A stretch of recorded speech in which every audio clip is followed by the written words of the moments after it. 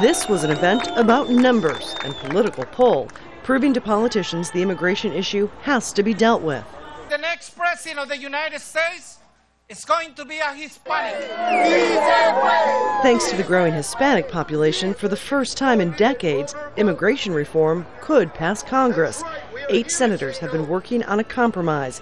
They now say they have one that would eventually allow 11 million undocumented migrants to become U.S. citizens.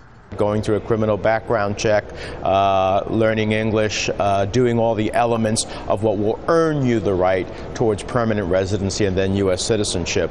It won't be quite that simple. The plan is expected to take 10 years to implement, and citizenship would only be given if the border is deemed secure enough, which may not be enough for these activists. Inside the Capitol, a minor breakthrough in the debate over gun control. 2 senators say they've worked out a compromise that would require people buying guns at gun shows or online to pass a background check first. Right now, they don't have to. I don't consider criminal background checks to be gun control.